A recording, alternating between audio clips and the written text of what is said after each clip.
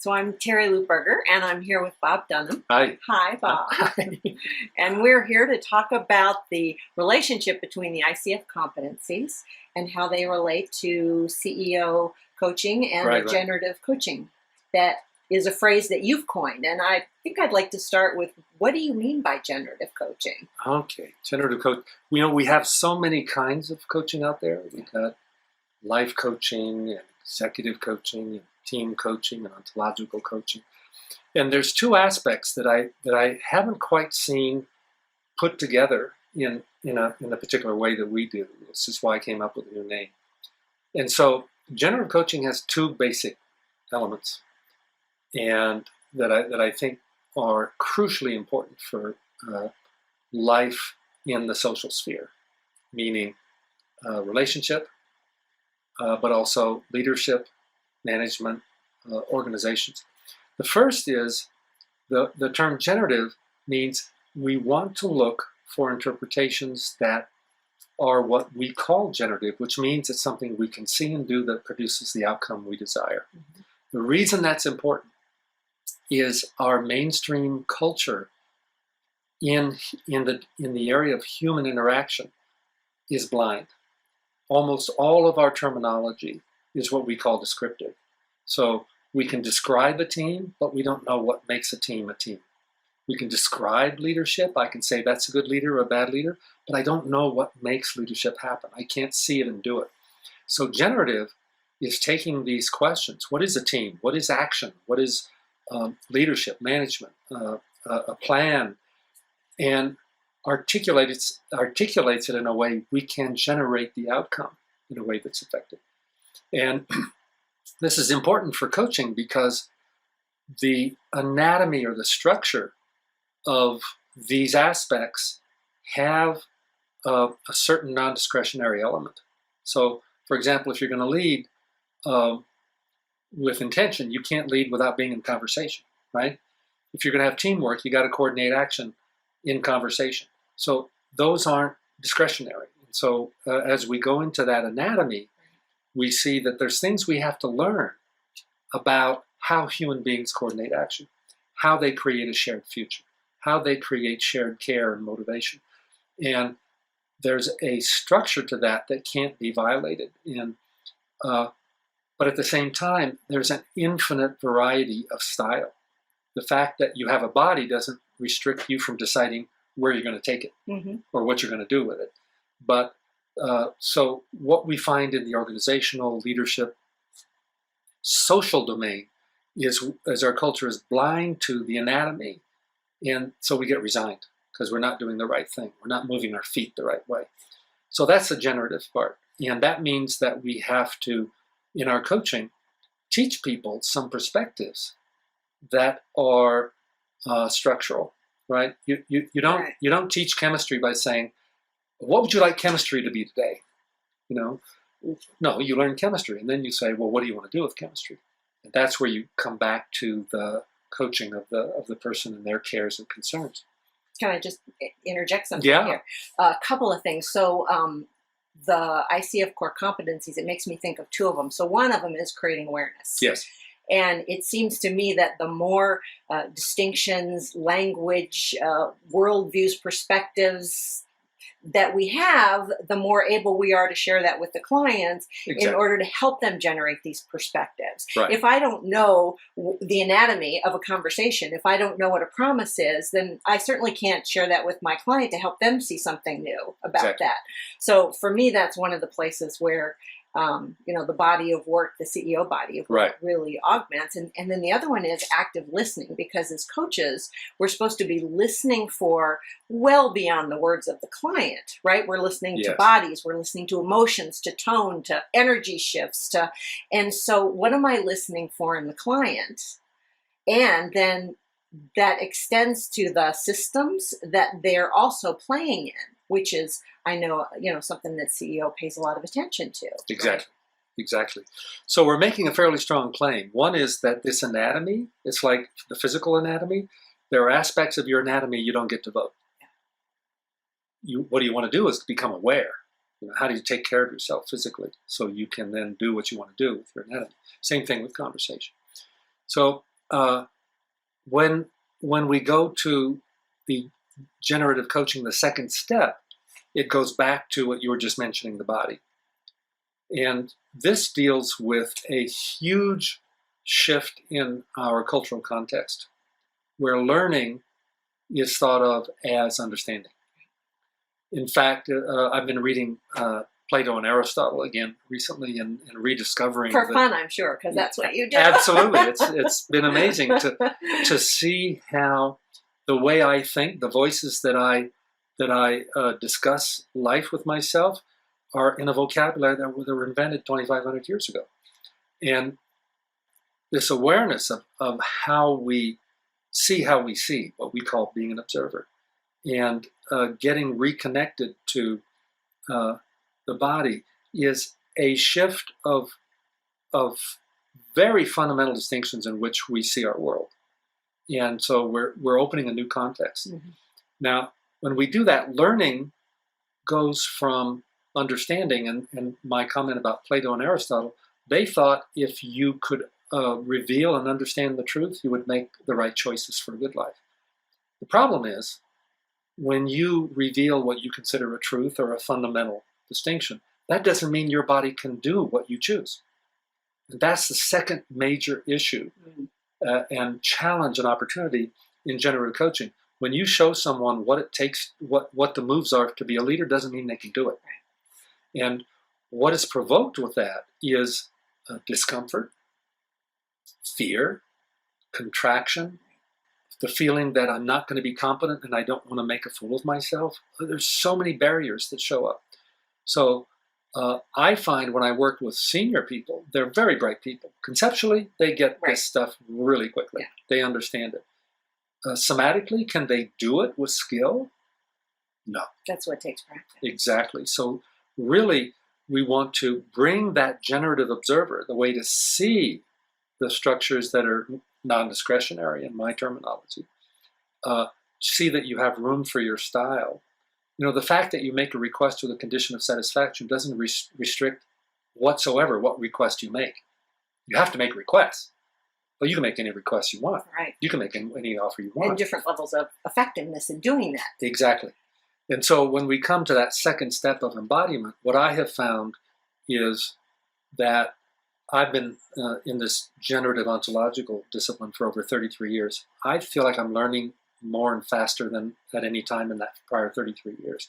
These distinctions are so deep and so fundamental, you never master them fully. You are always seeing the next horizon of possibility for a conversation, for a distinction, for a listening. Can I just add something here? Because, I've been in the coaching world for a long time, and I've seen our own evolution as coaches. Yes. And there used to be a time, 15 years ago, where we'd have a really nice conversation that may produce some new thinking, new awareness. Yeah. And then we said, well, wait a minute, that's not enough. We have to actually get the clients to commit to something after this. What are you going to do?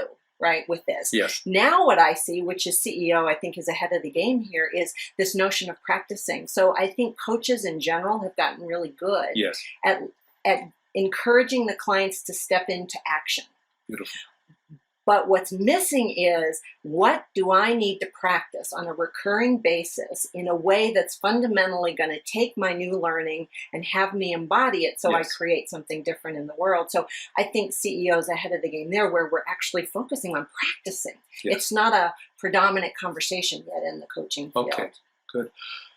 And as the people in CEO know, the most powerful way to practice, to understand the challenges and the opportunities for the coachee, is to practice yourself, not to become a conceptual scholar of the practices, but to engage in them. And what we found over the years is this is the biggest challenge in the learning path, is to have people begin to learn through practice and from experience, through self-observation, through recurrent practice, because we always want to stop when we understand.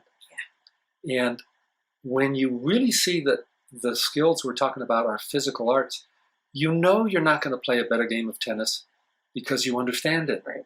You're going to go out and practice again. And we need to do the same thing with conversation. We need to have every day be a practice of the physical, experiential, fully emotional. I call communication and leadership and management, full body contact sports. And we need to practice it that way. And we're so tempted to go to our head because that's where we've been trained and that's where we're comfortable. So that's the basic, that we have a generative framework, that this generative framework reveals an anatomy, a structure, a chemistry that we cannot violate. And every time we do, we get into trouble. So we need to become students of that, knowing that, again, the fact that we need to make requests doesn't limit what requests we make. But that is so helpful to our coachees because we're dealing with a cultural blind spot. We're not dealing with inadequacies of individuals. We're dealing with a whole cultural perspective that's missing this dimension. So if we can show people how to see the generative framework, very powerful side effect of that is people can begin to see what's missing. They see the missing conversation, the missing skill, and then begin to move with it. And this is not theory. This is something that I learned through doing it as a manager and an executive over many, many years. Yeah. That's what CEO came from, was real practice. And the reason it exists is because it worked. But it is a path of practice. And if we're really going to produce big value for our clients, for our coachees, and we need to address this embodied learning aspect in practice. The other aspect of generative coaching is allows us to begin to see the promises we can make, the value we can produce for our clients is much bigger than changing the behaviors and skills of an individual. We can literally shift an organization, a team, a culture, and that's really available in CEO. And so, when we look at the ICF competencies, as you and I have discussed, they're really strong. I mean, they're really a great framework for understanding what a coaching conversation looks like, what are the standards for it, how do we take care of the client, what are the skills we need to develop.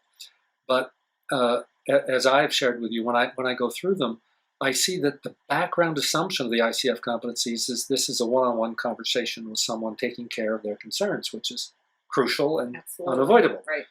What we're augmenting or adding to that is that when people want to be coached in terms of not simply their personal coherence and their personal aliveness in their life, they want to be coached on leadership. They want to be coached on how they are moving in a social space, in a group. Then there's a few things we emphasize that I think are very helpful to add to the ICF competencies. Yeah, like what? Well, one is this whole notion of practice. Practice is not mentioned in the competencies. This is a place where we need to be careful because the ICF, and you and I have had conversations about this, that coaching is not teaching or consulting. And yet we do know that with the kind of coaching that we're calling generative coaching, we do need to have certain distinctions learned and taught and understood as a starting point. What I would say there is that a good coaching conversation, distinct from teaching, will include teaching moments. Yes. I mean, let's face it, we have so many distinctions from the CEO work and the generative leadership work that we can offer to our clients. Yes. Absolutely. The promises, requests, anatomy of action, care. I mean, the list goes on and on and on. Yeah. So that makes me as a coach a much better observer. And of course, I'm going to offer that to my client in those moments where I want to, hey, I think this distinction might be really useful for you. Yes. Let's explore that. So that adds to my value as a coach of what I can bring to my clients. Absolutely. So yes, teaching moments of this observer of action. And this also adds something that I think is part of our discourse in generative leadership, which is the relevance story. That every time we have a teaching moment, every time we introduce something, we begin with the relevant story, which is an answer to the question, why should you care about this? Right. And every time we go into teaching as presenting information, we've lost the coaching. Yeah. We've really lost the power of the conversation. So with that, I think that's what you and I have been exploring together for many years, and why we emphasize practice. And the challenge for us in the generative coaching tradition is this emphasis on integrating somatic awareness, developing our own leadership and our own ability to hold a big space, to hold bigger breakdowns, to make bigger promises. And not to do that because it's simply cool or you're going to get paid more, but because you are a human being that's offering to take care of what you care about in the world. And for me, that's the whole point of being alive. Yeah. If we're not doing that, what are we doing? Right, right. And so that's what we offer to our clients. And there was something else I wanted to mention here is about the arc of the CEO program Yes. itself. Because I remember my first year, I learned these distinctions and promises, and you and I were talking about, and I go out and I kind of use them like a hammer with my clients. Yeah. So what's your promise, right? Yeah. And then we keep practicing and we have more finesse with them and more skill in using them. I'll give you an example, and I'm doing this regularly now, is in working with new clients. And I'm trying to get them to articulate what are their promises. We'll have a conversation where I'm typing while they're talking, so that by the end of the conversation, I've said, okay, let me send to you the promises of yours that I've just captured. Of course, they can add and edit and all that sort of thing, but it starts the foundation for them of a map. Beautiful. Right? It's such a useful tool. I could never have done that in Yeah. year one. So for me, the arc of the course and us practicing and embodying and being able to be, kind of have it in our skin is one of the values of the 3-year journey, as opposed to just, absolutely. a short course and got the distinctions. Thank you very much. Yeah. If the distinctions were presented as concepts that you passed a quiz on, it'd be a much shorter program. It's really about the practice. And the part that I try to really bring to people and reemphasize over and over again is that the world we're operating in is not a world of practice as doing new things. It's a practice of new sensitivity to what's around us. In conversation, our focus is on what listening is being produced, not about what we say. When you talk about, sometimes we're too strong because we're trying to get across our point or make the move, we need to go back to, I need to feel this other being and what's going on with them.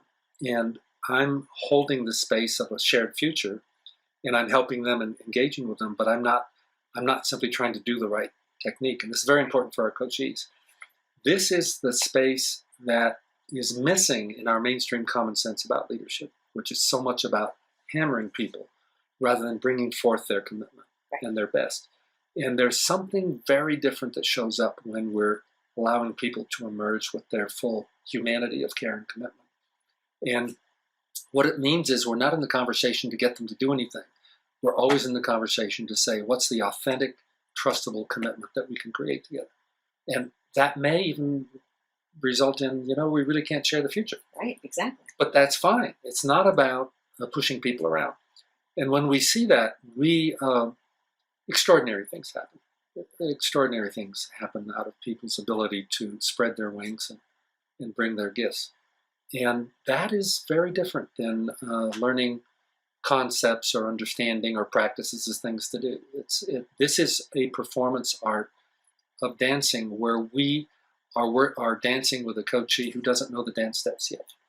Right. And we're not shoving them around the dance floor. We're showing them the moves. And we're doing it in a way that they like it. They want more of it. They want to be on the stage. Yeah. Can I just share, because I listen to a lot of I assess for the ICF and for some other schools. And I was just listening to one before I came here. And this is obviously inside an organization, someone's coaching. Yeah. And the client was talking about his frustration at not being able to get this new initiative that he wants to have. And we have so many great questions that we could have asked the client, and the coach didn't have the background that we have. And so the conversation stayed at the surface. It was more about blaming the lack of innovation in the organization and the receptivity on leadership's part. And it was more about that than what do you need to do to enroll? What do you need to learn? What requests could you make? What offer could you, all of that. Yeah. And so I was just struck by how what we learn in the CEO program just so expands our thinking and our ability to call forth that kind of learning with our clients or for our clients without directing them or telling them this is what they need to do, because that's not what coaching is, but to invoke it, right? It was pretty obvious to me. Yeah. If I were to summarize the ontological shift, the shift of observer that we're bringing, we're really revealing to people, and it's a big shift, it's a big journey, that in the cultural common sense, we are a particular way, the world is a particular way, things work in a particular way, and there's lots of reasons why they don't work. Yeah. And what we're saying is, that's all based on interpretation that comes from our history and comes from our culture and our language. But when we step back and see, that's not the way it is, it's just the conversations I'm living. What if I changed the conversations? What if I changed the breakdown to an opportunity? What if I changed where I want to stop to a place where I begin as a learner? We really are already creating our reality through our interpretations. When we become aware of that, we can take more ownership of it. Now, does that mean we have a magic wand that has things just go poof and change? No, but it shows our capacity to recontextualize, learn, act in new ways, and bring that to our clients. And the coordination of action is sophisticated and complex in a certain way, but it's fundamentally simple in a way too. And if we can find and put our feet on that simplicity and simply say, I'm committed to express my commitment in the most positive way I can in life, and to enable other people to do the same. And then we're going to decide if we can share a future or not, and go forward and make it happen. Mm-hmm. Pretty cool. Yeah. Very cool. I don't see if we say for the sake of what. I think that's life. Life is action. Life is taking care. Right. And so that's what we're doing with this thing called generative coaching. And the ICF competencies help us get there. Yeah.